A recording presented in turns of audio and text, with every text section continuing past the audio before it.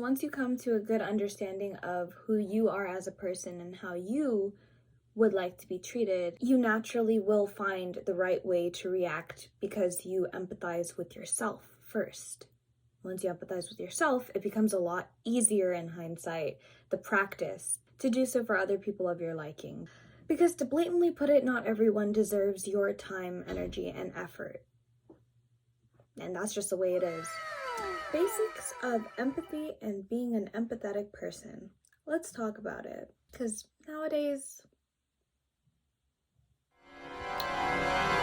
The woman was too stunned to speak.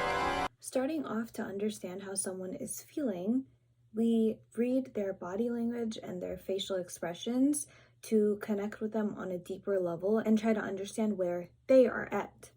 As much as we can make our own inferences and assume what someone else is going through and the things that they're feeling, we don't actually know other than what they put on display out for us to try and understand.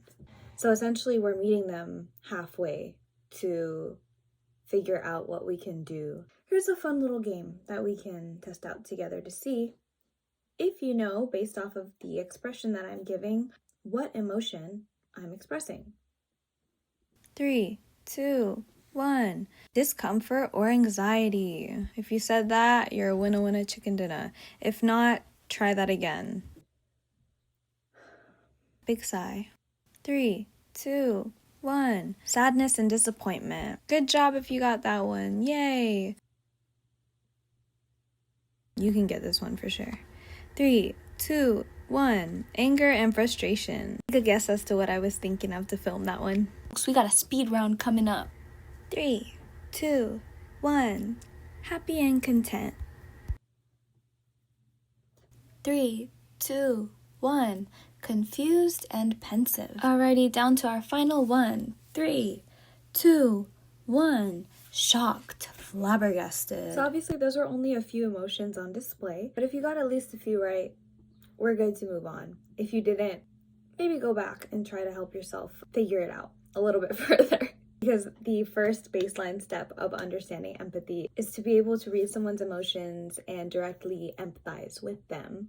So once you know how someone is feeling, you are able to choose how you wish to respond or react to that display of emotions.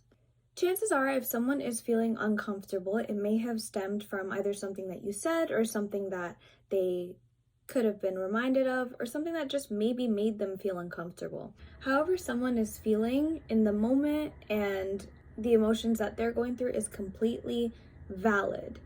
However, the way they choose to react can sometimes be a different story depending on their choice of action, because it could be explosive, maybe they involve others. However, I'm sure that you'd be able to use your discernment and realize when to step out of a situation. Maybe just leave it as what it is. If they were any of the first 3 emotions that we went over, anger, discomfort, or sadness, then you would have to react accordingly. If someone's angry, sometimes they just need to be left alone.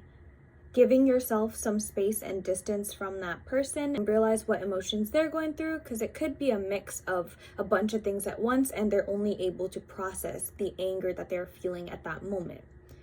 If you feel like you need to step out of the situation, step out to protect yourself and to also allow that person to figure out what they need to figure out. Because at the end of the day, only they know what's going on the inside of their own body. Even if you think you have someone figured out and understood, you don't. So leave that for them to figure out and you process how you're feeling on your own end. If it's discomfort, no need to put yourself in a tough situation and try to figure out or overthink if it's something that you said, if it's something that you did, unless they communicate that to you. But a lot of people are not healthy communicators. They don't feel the need to talk about it with you. Just leave it as what it is. You made them uncomfortable. Maybe something else made them uncomfortable. It triggered something in their mind. You don't know unless they talk to you about it. So just leave them be. Another possible thing that you could do in that situation is to ask, oh, did I make you uncomfortable? Was there something that I did? If you truly care about that situation, about that person, to figure it out, piece things together, and make the situation right for the both of you. However, all the times that's not the case because we can't read people's minds. We can only take what they're giving us. If it's sadness, there's a few ways to go about this. If you feel uncomfortable dealing with other people's emotions and feelings, it is not your obligation to do so. You can completely say, I'm so sorry that you're going through this right now. I truly hope things get better for you. I'm always here for you if you need somebody to listen, a shoulder to cry on. You can always give them that sort of space to feel comfortable with you if that is what you want to do. Or you could leave it as a simple, I hope you feel better. I empathize with what you're going through. It must be hard. And just give them a few words of comfort, because a lot of the times we are unable to take away someone's problems and their pain, their anguish, their whatever they're feeling. We're unable to just magically make it disappear. We can't even do that for ourselves. So how can we do that for another person? So just try to choose your battles. Pick and choose whether or not you feel close enough with that person to sit down and talk to them about their struggles, their issues. Or sometimes people just need some words of comfort to feel validated and to feel at peace knowing that someone is there for them.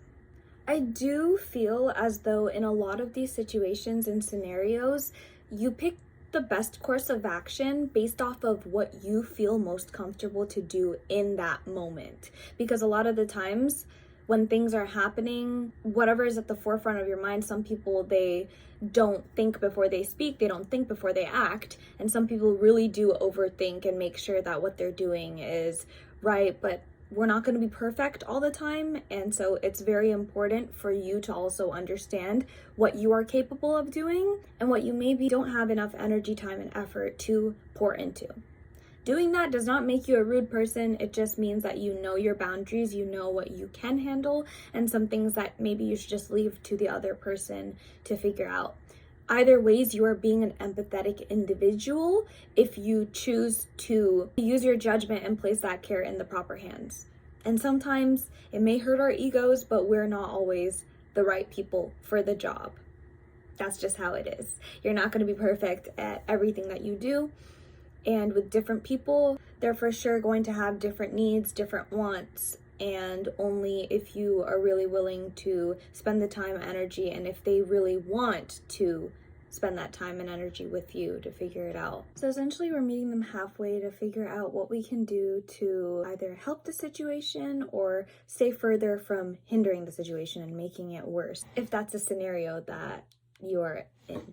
I think the number one thing to understand on top of all of this, trying to read someone else, trying to understand all of these ins and outs of what to say, what to do, sometimes you just need to sit with yourself. Try to understand yourself. Try to understand how you feel, how you would want to be treated in that sort of situation, what you would like to hear, the things that you would like to do in that scenario.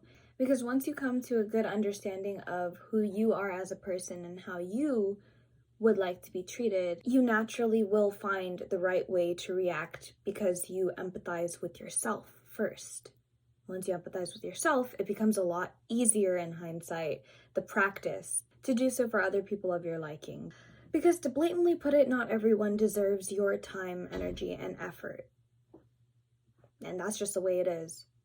So make sure you use your own discernment to understand what battles to face and what to just let go of.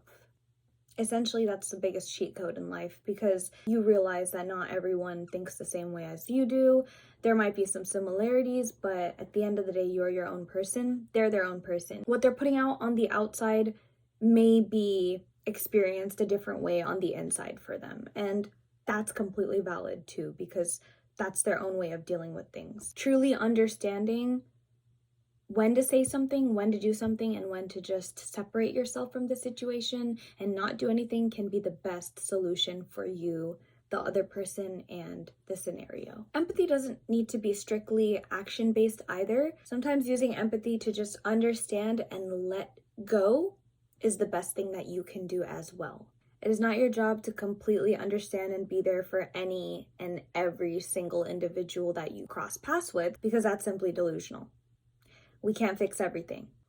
So yeah, just practice your discernment And I hope that this video kind of helped a wee little bit understanding social cues. I'm someone that used to use empathy as one of my strongest suits, but I slowly realized that some situations where I would self-insert and put myself in didn't really need me. And it wasn't necessary in the long run for me to pour my time and effort into it, because to that other person and to that whole situation, anything that I would attempt to do and put a lot of work in would end up giving me no results, and I take that out on myself, which is not okay.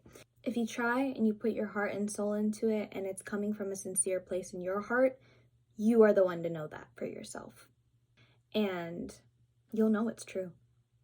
So yeah, that's about it for the video today. Stay tuned for more updates, and yeah, have a great rest of your day, lovelies. Always remember, alignment to enlightenment. Bye.